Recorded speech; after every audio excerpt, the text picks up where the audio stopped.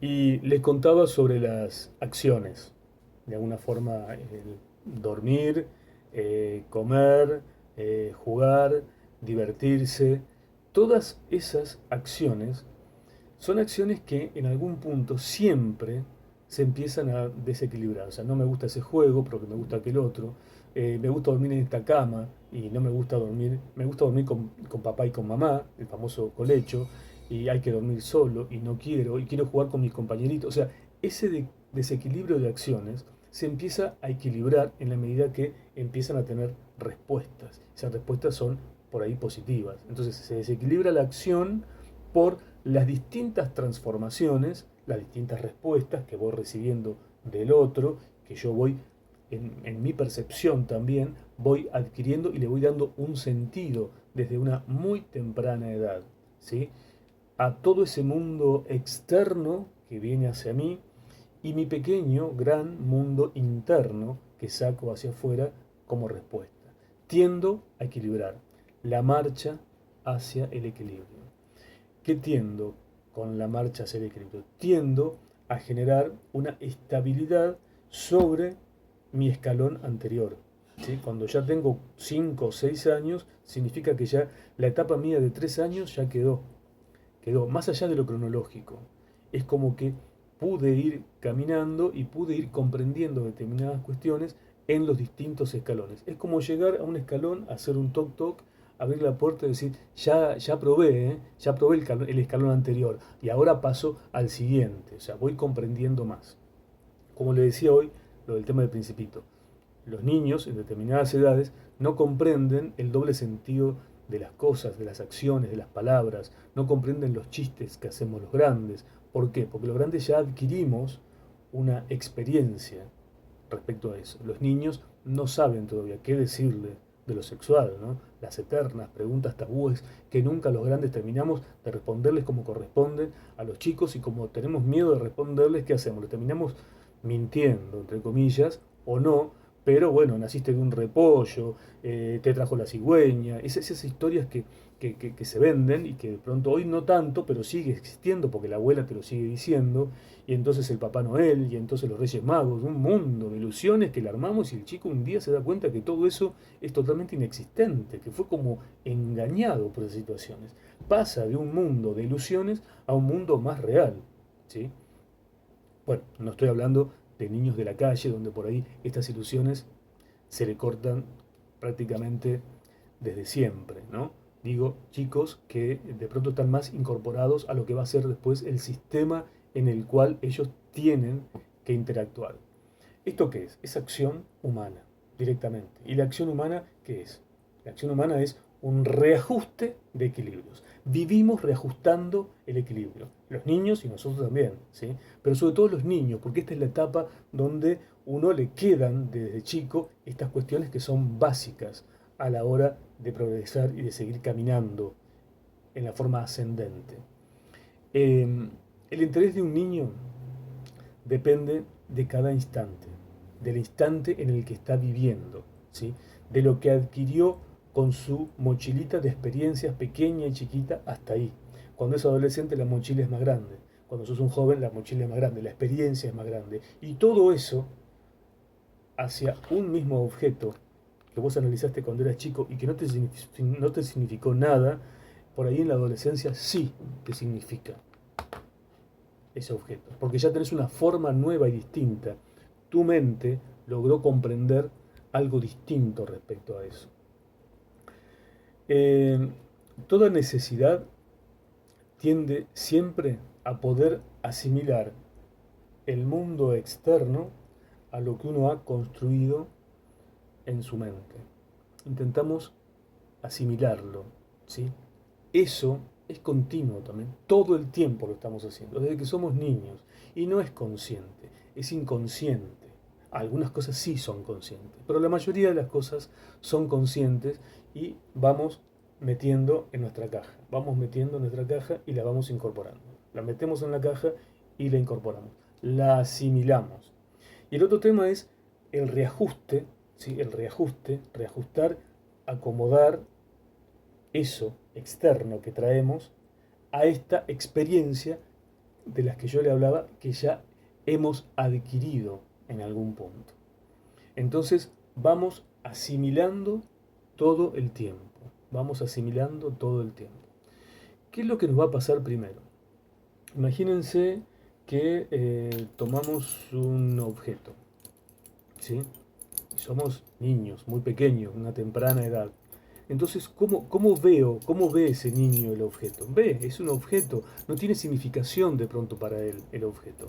Tiene la significación de la curiosidad, tiene la pregunta, tiene ¿para qué sirve esto? Alguien le responderá, es una llave para abrir una puerta, es una llave para un auto, es una llave, es algo que se engrana de alguna forma, se encaja en algún lado. Digo, si la pregunta va por ese lado. Si no, directamente toman las llaves, la observan en lo prensil, lo tienen, la ven. Es un momento que ellos pasan con ese objeto. Lo incorporan, aunque la pregunta no sea verbal. La pregunta está, porque al observar el objeto y tomarlo, significa que ese objeto les interesa. ¿Qué les pasa después con ese objeto? En la medida que pasa, y ese objeto sigue estando en la casa, aparece la memoria, recuerdo anterior, el recuerdo de ese objeto, ¿sí? ¿Para qué lo usa mamá? ¿Para qué lo usa papá? Entonces, pegado a ese recuerdo, a la memoria que el chico empieza a incorporar, ya reconoce el objeto, sin saber por ahí para qué es, pegado con la inteligencia, ahí sí va a empezar a preguntar para qué sirve, y entonces este objeto se le empieza a transformar. Primero era un simple objeto, lleno de cosas que hacen ruido. Después empieza a comprenderlo más, a meterse más dentro del objeto, a incorporarlo, a naturalizar que ese objeto tiene una existencia más allá de la que tenía antes para él. Y después sigue transformándolo con el pensamiento intuitivo. El pensamiento intuitivo refuerza esta historia, refuerza a este objeto, refuerza la posibilidad de comprender este llavero. Y ya apareció llavero como nombre. Digo, pensamiento intuitivo, lo tengo. Y después aparece también la inteligencia lógica, ¿sí? Lo lógico, esa situación que es también abstracta en algún punto, ¿no? Vieron que los chicos, como les dije hoy, no entienden los chistes con doble sentido, porque no tienen todavía incorporado o no tienen todavía metido en su cabeza lo abstracto. No saben comprender esa situación, son más literales a la forma de en la forma de interpretarlos.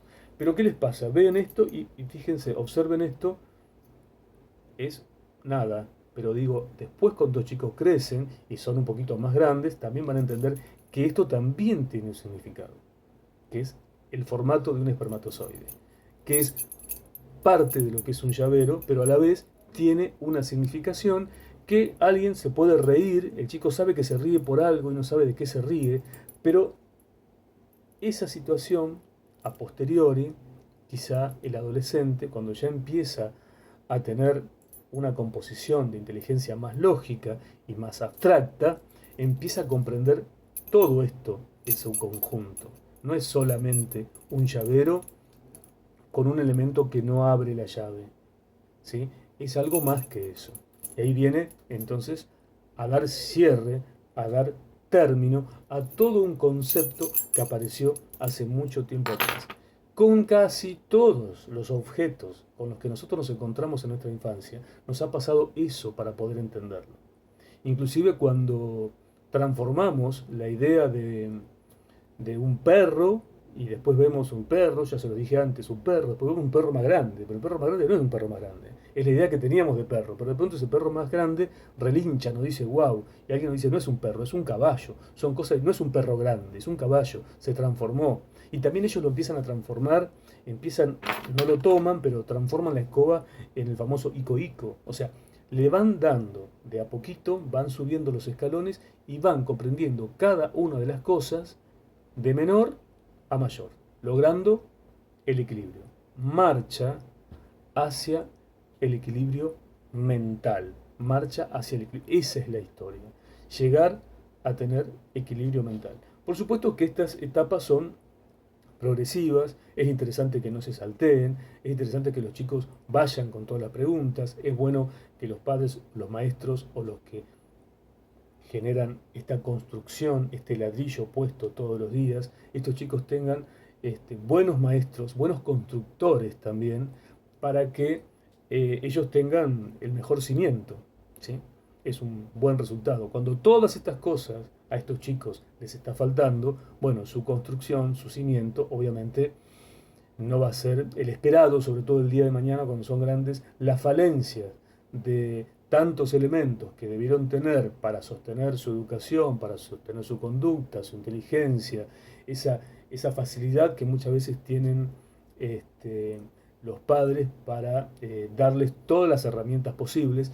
Los padres tienen que saber también no adelantarse en las herramientas, ¿sí? No darles todo y que ellos no construyan sus propias herramientas, no dejarlos equivocarse y que todo el tiempo los padres estén ahí todo el tiempo sosteniéndolos, pero por encima de lo que necesitan. O sea, el equilibrio de los padres, sumado al equilibrio de los chicos, es posible que dé como resultante, bueno, una buena conducta o una conducta saludable en un chico que tiene un desarrollo normal en toda su vida ascendente.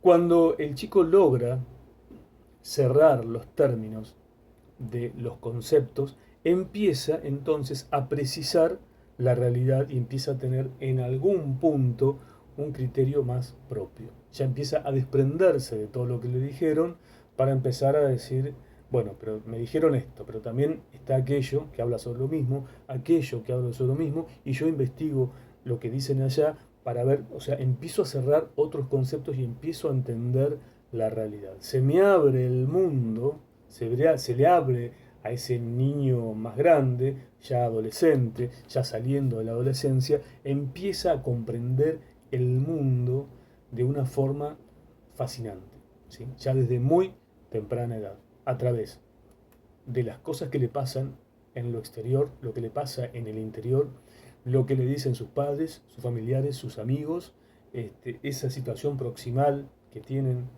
en el contacto con el resto de las personas con las que están en contacto a diario, la escuela, ¿sí? Los institutos, etcétera, etcétera. Todo eso va sumando, las instituciones, todo eso va sumando y se va incorporando a la pequeña gran mochila que traen colgada atrás. Eso se les va sumando para la marcha hacia el equilibrio mental y también orgánico. Hasta acá llegamos.